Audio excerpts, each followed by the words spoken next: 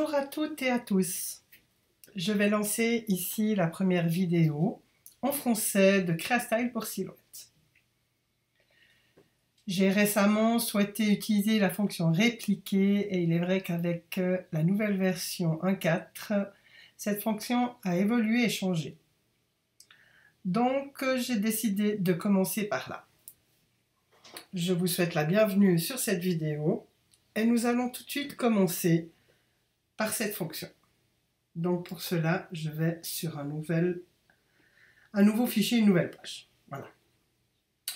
Donc la fonction répliquer se trouve ici, comme un papillon, et son sous-menu est donc ici. Alors les fonctions de base, on pourra dire que tout le monde les connaît. Elles sont relativement assez simples. Pour cela, je vais aller dans ma bibliothèque. Je vais choisir un papillon quelconque que je vais préparer pour ce que je vais vous montrer aujourd'hui. Donc là, je vais simplement créer un tracé composite. Je vais le remplir avec la fonction pot de peinture, donc ici. Et je vais lui mettre une jolie couleur. Voilà. Je vais quand même lui donner aussi au niveau du trait la même couleur. Et je ferme. C'est très pratique ici d'ouvrir ou de fermer les ascenseurs, comme ça on n'a pas besoin chaque fois d'aller repiocher sur la droite ce dont nous avons besoin. Donc je vais l'adapter pour garder 6 dimensions, vous le savez, on va dans l'angle et on tire comme on le souhaite. Je vais me rapprocher un petit peu plus pour voir mieux. Donc la fonction de base de la fonction répliquer, on la connaît. Hein. Vous pouvez aller à gauche, je fais pomme Z car vous ne le voyez pas au clavier, à droite, etc. Dessous, on va le faire dessous, dessus, etc. Ensuite, nous avons des rangées et des colonnes, ici de 2 et de 3, donc ils vont vous multiplier par 2 ou par 3, si je continue, et identique en dessous. Ensuite, nous avons remplir la page. Donc là, il prend un petit moment.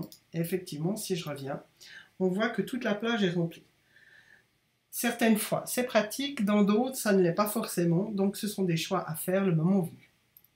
Toujours pomme Z pour revenir en arrière. Nous avons l'effet miroir, là aussi, pour aller en dessous ou ici à droite. Et on voit que ces fonctions fonctionnent très bien. Ici, nous avons les fonctions pivoter. Alors, il va pivoter sur lui-même. Donc là, pour un papillon, ce n'est pas terrible. Donc là, je vais prendre une autre forme pour vous montrer à quoi cela peut donc servir. Cette forme, je la convertis avant. Je vais au passage lui donner une petite couleur. Donc, non, c'est remplissage, comme avant. Et on verra tout de suite qu'en utilisant cette fonction, on va pouvoir créer je reviens en arrière, si j'utilise ça, des formes, des fleurs, ce que l'on souhaite, des étoiles, en choisissant bien sûr à la base d'autres motifs. Je sélectionne et je supprime. Ici, donc, nous sommes dans le première option en fait, de la fonction répliquer. Je vais passer dans la deuxième. Ici, nous allons choisir le nombre de copies que l'on veut. Donc ici, je choisis 6. Le sens que l'on souhaite. Donc si je dis dans ce sens et que je fais répliquer. Ah, pardon, j'ai oublié de sélectionner. Donc je sélectionne, 6 fois dans ce sens, répliquer. Il va donc, à ce moment-là, répliquer 6 fois parce que dans la première option qui vous est proposée, on peut aller jusqu'à 3 fois. Ce que l'on peut faire ici, par contre, c'est changer l'orientation du papillon. Donc à ce moment-là, avec la souris, on peut tourner ou venir directement dire ici, je veux un 45 degrés.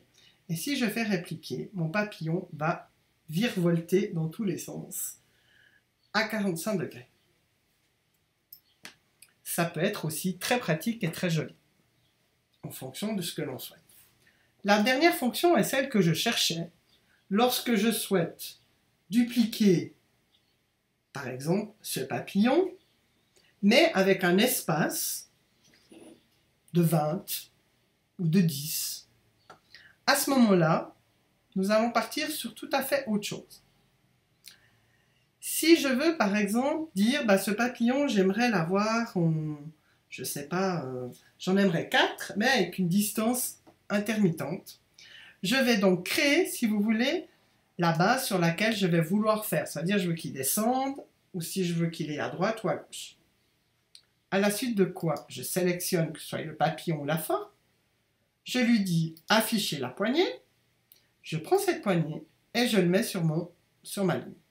Donc là, on voit qu'il y a un certain nombre de paramètres qui se sont activés tout seuls. Je vais peut-être réduire un petit peu mon écran. Je vais aussi monter tout ça.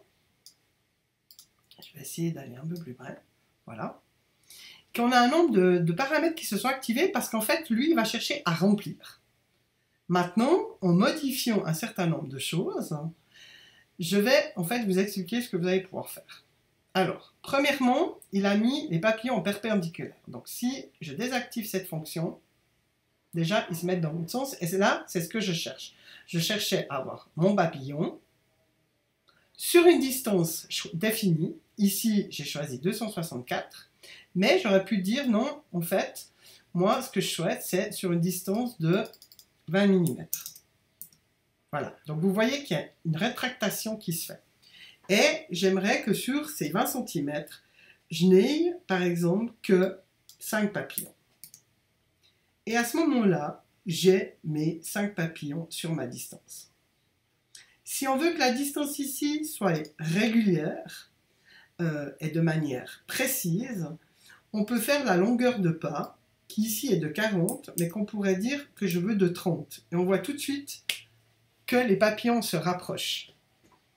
Et je peux aussi utiliser cette fonction pour avoir ce que je souhaite. Mais le plus simple, quand on a quelque chose de précis, c'est de noter ce que l'on souhaite. Et à ce moment-là, il le fait. Bien sûr, si on choisit une distance qui n'est pas correcte avec les espaces qu'on souhaite, à ce moment-là, bah, comme ici, vous voyez, le dernier papillon ne peut pas s'afficher. C'est OK? Prenons un autre exemple. Donc là, je vais scinder. Pardon. Ce n'est pas scindé, je vais souder pour pouvoir garder mon papillon. Je vais utiliser cette même fonction. Imaginons maintenant qu'on a une enveloppe et que sur cette enveloppe, avant de la découper, on aimerait faire un print and cut, puis qu'on vous souhaiterait également que ces papillons soient décoratifs tout autour de cette enveloppe. Alors, je vais partir déjà sur une base d'une enveloppe que je fais quelconque pour ne pas perdre de temps ici. Je vais demander à mon enveloppe d'utiliser l'aspect contour pour aller en interne. Hein. Je vais monter mon interne à 10. Voilà. Et je garde que l'intérieur, mais pour le moment, je mets cet extérieur qui représente l'extérieur de mon enveloppe ici. On voit que ce papillon est un peu gros, donc on va le réduire. Et je vais venir me rapprocher pour vous montrer tout ça.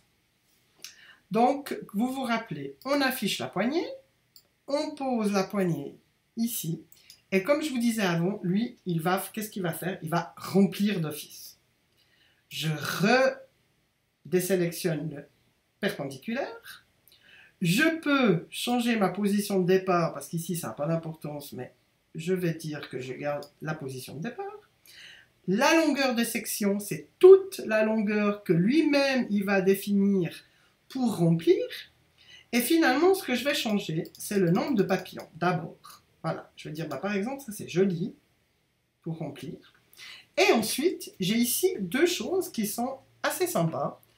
C'est le premier, c'est l'angle de départ, ça c'est ce que je vous disais. Donc vous voyez, on voit que l'angle, il vient tourner. Mais surtout, ce qui peut être sympa après, c'est l'angle de déclinaison. Donc en fait, il va faire virevolter mes papillons dans tous les sens. Une fois que ça c'est fait, que je dis, oui, ça c'est joli, je vais, comme je vous l'ai dit avant, souder, non pas scinder, donc je soude mes papillons. D'accord?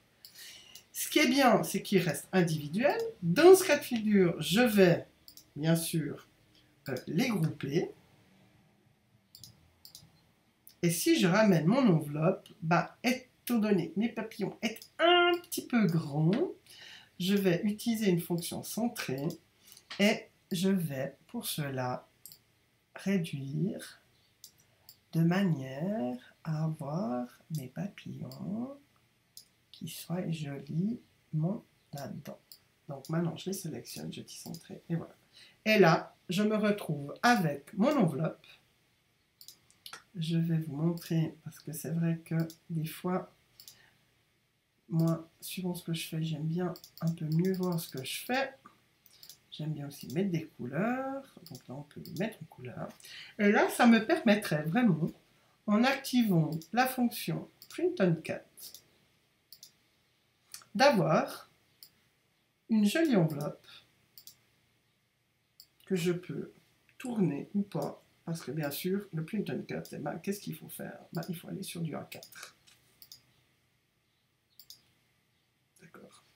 Et j'en profite, mais j'en reparlerai pour le Print on Cut, c'est que quand je fais du Print on Cut, afin d'éviter des problèmes, je monte toujours mes repères à 18 et celui du bas, je vais le monter au maximum. Celui de droite, la même chose, parce qu'on n'a pas besoin. Donc voilà, je me retrouve ici donc avec mon enveloppe et ma décoration de papier. Aujourd'hui, nous avons vu les différentes possibilités avec la fonction répliquer, qui se trouve donc ici sous le papillon.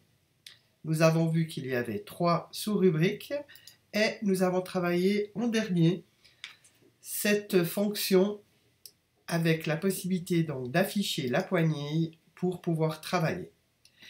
Nous avons encore d'autres possibilités, mais la vidéo serait donc beaucoup trop longue. Ce qui veut dire que j'ai décidé de réaliser une deuxième vidéo sur la fonction répliquer afin de vous montrer différentes possibilités. Je vais ouvrir une nouvelle page que j'ai préparée.